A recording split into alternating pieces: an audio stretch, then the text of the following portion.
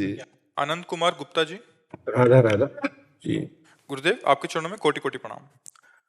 गुरुदेव, हमने आपके प्रवचनों में सुना है कि जो साधक जीवन भर भगवान का नाम लेता है उसके जीवन के अंत समय में मुख से प्रभु का नाम निकलता है। ये प्रश्न मेरी माता जी से संबंधित है। उनकी आयु 78 वर्ष की हो चुकी है। वे एक धर्म परायण पूजा पाठ ही महिला रही हैं।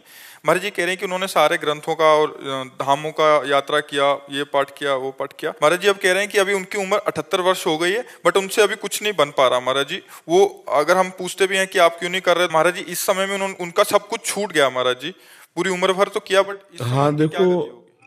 हाँ एक बात समझो, दो डिपार्टमेंट है। एक है पुण्य और एक है भगवान का आश्रय लेकर भजन करना।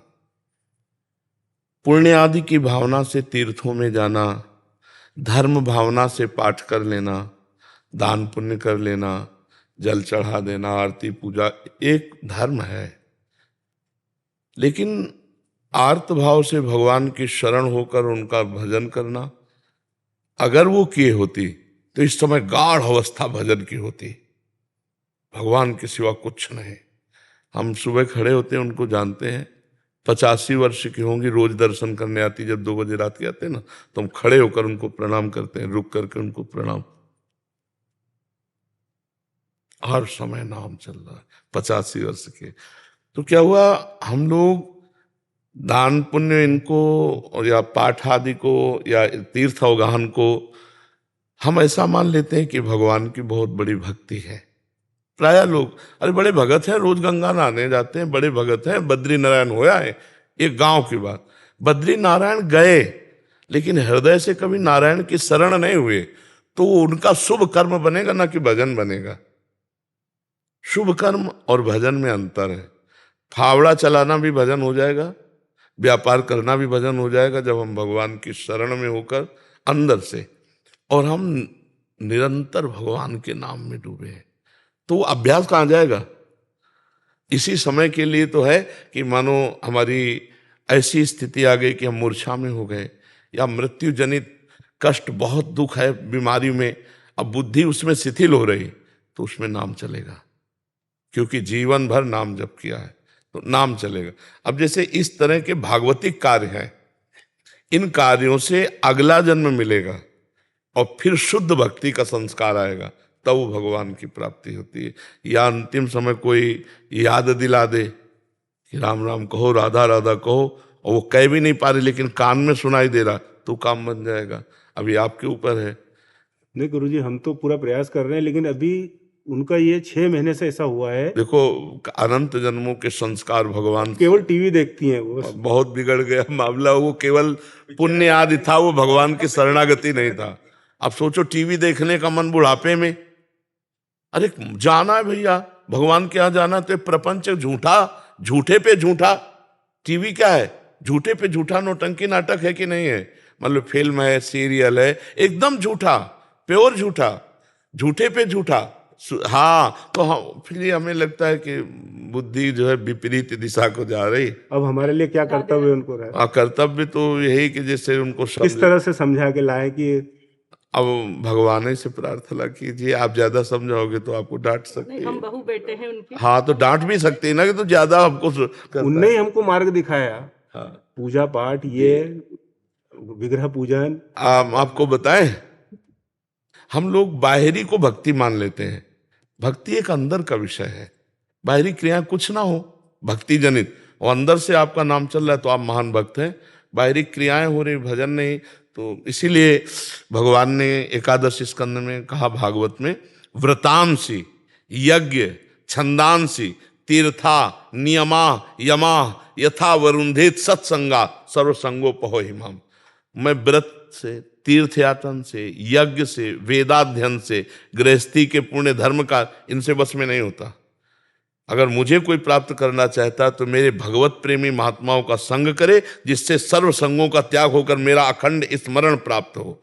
स्मृति से भगवत प्राप्ति होती है। यस्य स्मरण मात्रेण जन्म संसार बंधनात् विमुच्यते नमस्तस्मै विष्णुवे प्रभु विष्णुवे। जिनका स्मरण मात्र संसार समुद्र से हमें मुक्त कर देता है। अच्छा, वृद्धावस्था में बुद्धि भ्रष्ट हो जाती है।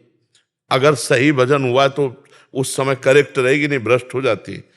तो अब देखो, आ गए ना अंतिम फाइनल और टीवी अच्छी लग रही, इसका मतलब बुद्धि निगेटिव परमार्थ से, नहीं तो साधना में ये सब नहीं अच्छा लग। अब तो केवल यही होना चाहिए कि भगवान की कथा आपसे कह सुनाओ, भगवान की कथा सुना रहे हैं, बैठे हैं नाम जप कर रहे हैं, भगवान की आरती पूजा भोग जो बना, नहीं तो नाम जप कर रहे हैं। नाम जप में तो अगर जीवन भर भजन किया है तो फिर भजन ये ही। माला करी उन्होंने, सब कुछ किया, हम देखो एक प्रकार की माला ऐसे भी होती है कि माला चल रही और मन कहीं और चल रहा है, बातें हो रही और माला भी चल रही। ये आश्रय की बात कह रहे हो, आश्रित से हाँ सारा काम बनता है।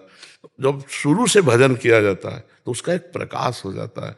और अगर थोड़ा माला इधर घुमा लिया, तीर्थ यात्रा, ये शुभ कर्म होता है, तो अशुभ कर्म भी तो है, वो अपना प्रभाव दिखाएंगे। तो अब आपके हाथ में है, आप उनको कथा सुनाओ, जैसे भागवत की है, भक्तमाल की है, नाम सुन। जब कहें टीवी देखो तो प्रवचन सुनाओ, नाम कीर्तन सुनाओ और संतों के प्रवचन सुनाओ, टीवी में इधर उधर मत लगाओ। अब जैसे बुरी दशा आने के पहले बुद्धि बदली जाती है, तो अब अंतिम बिगड़ जाए इसलिए माया उनकी बुद्धि को बदल रही है, अब आप ही देख लो, नहीं तो कोई उपाय नहीं। इसीलिए तो जन्म जन्म मुनि जतन कराही, अंतराम कहे आवत नाही।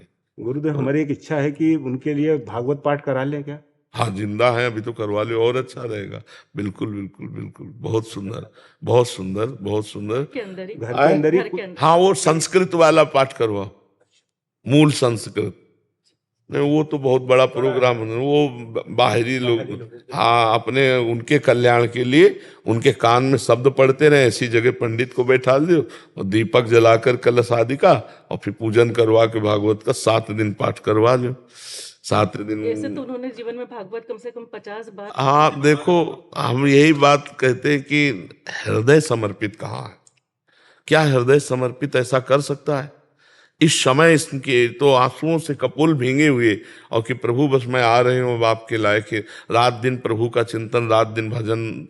तो फिर माना जाए कि 50 बार भागवत, एक 20 लोग भागवत का अगर रंग लाया होता तो क्या ऐसी स्थिति होती ना। एक भगत जी आए थे और उनका 20 साल से नाम जप कर रहा हूँ, और अपनी स्थिति बताई तो उनका भैया छेद बंद नहीं किए, और अगर भरते रहोगे तो मटकी नहीं भरेगी, छेद बंद कर दो और एक एक बूंद डालते हो तो एक दिन भर जाएगी। तो छेद को तो जल्दी कोई बंद नहीं करता। अब चलनी में गैया दुहै और दोष दैव को दे, हरि गुरु कहो न माने अपनों ही फले।